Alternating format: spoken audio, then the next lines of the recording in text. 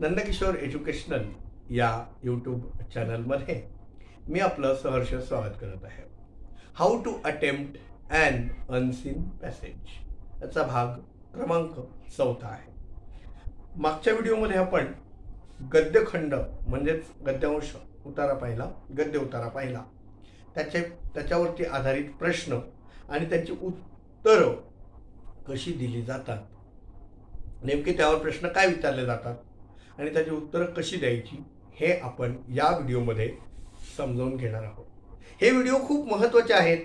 यातून पण मित्रांनो, माझी डायरेक्ट अँड इनडायरेक्ट म्हणजे प्रत्यक्ष आणि अप्रत्यक्ष कथन ह्या सिरीजला सुद्धा तुम्ही मला भरभरून उत्स्फूर्त प्रतिसाद दिला आहे.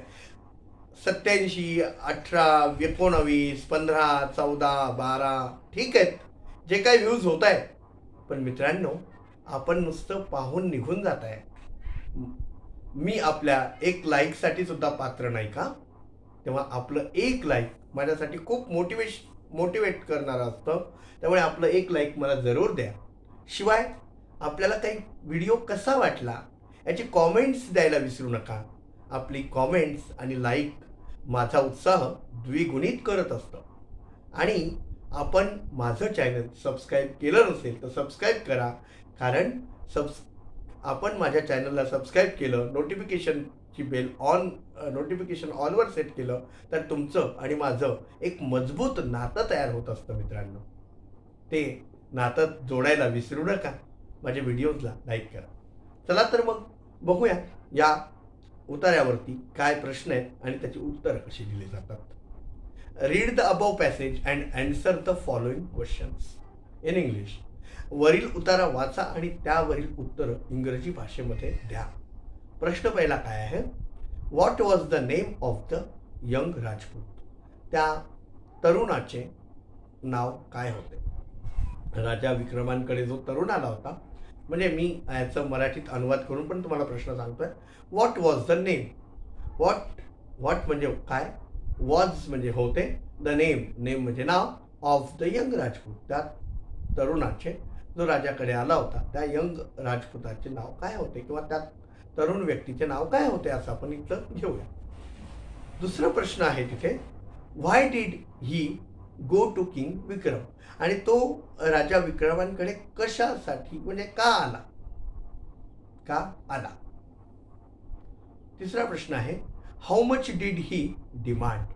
आणि त्याने राजाकडे काय मागणी केली. चौथा प्रश्न आहे, व्हॉट डिड द वजीर से टू द किंग. आणि प्रधानाने राजाला काय म्हटलं किंवा वजीराने राजाला काय म्हटलं. चला तर आता प्रश्नांची उत्तरं कशी द्यायची हे आपण बघूया. आपला पहिला प्रश्न होता, what was the name of the young Rajput. बघा, हा डायरेक्ट इनडायरेक्ट जर तुम्ही व्यवस्थित माझे व्हिडिओज फॉलो केले असतील तर बघा, what is your name and what will be your pay असं तिकडे विचारलं होतं. याच्यामध्ये काय आलं, त्या इकडे म्हणजे इनडायरेक्टमध्ये तिकडे आलं, त्या याचं नाव काय होतं, तरुणाचं नाव काय होतं, what was the name of the young Rajput असं आलं आहे की नाही. म्हणजे बघा तुम्ही, डायरेक्ट इनडायरेक्टचा संबंध किती आहे आणि व्याकरण हे किती महत्त्वाचं आहे. त्याचं उत्तर बघा पहिल्या प्रश्नाचं. प्रश्न पुन्हा एकदा सांगतो, what was the name of the young Rajput. त्या यंग राजपूताचं नाव काय होतं किंवा त्या तरुणाचे नाव काय होतं.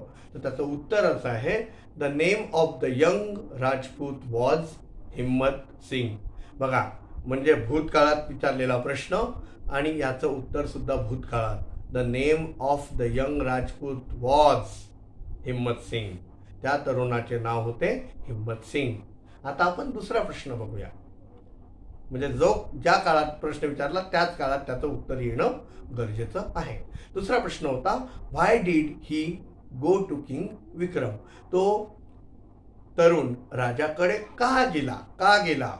काने प्रश्नाची सुरुवात झाली आहे. WH क्वेश्चन आहे म्हटल्यानंतर आता तो का गेला, कोणत्या काळातला प्रश्न आहे. व्हाय डिड ही गो म्हणजे तो का गेला म्हणजे भूतकाळातलाच प्रश्न आहे. याचं उत्तर सुद्धा भूतकाळातच यायला पाहिजे. He went to king Vikram. तो राजाकडे गेला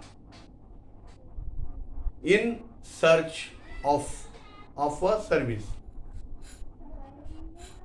in search of a service, म्हणजे नोकरी शोधण्याकरता तो राजा विक्रमांकडे गेला.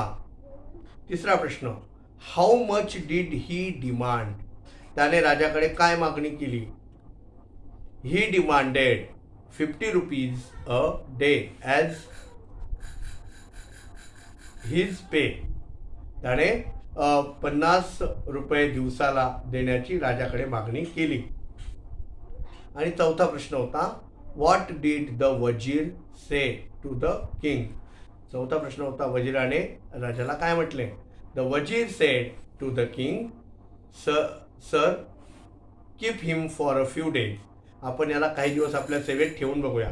Perhaps he may be a useful man, आणि तो उपयुक्त, आपल्यासाठी किती उपयोगी आहे हे आपण बघूया. मित्रांनो, आशा करतो माझ्याद्वारे दिलेली माहिती आपल्याला नक्कीच समजली असेल. भेटूया पुढच्या व्हिडिओमध्ये. तोपर्यंत खुश राहा, आनंदी राहा. धन्यवाद.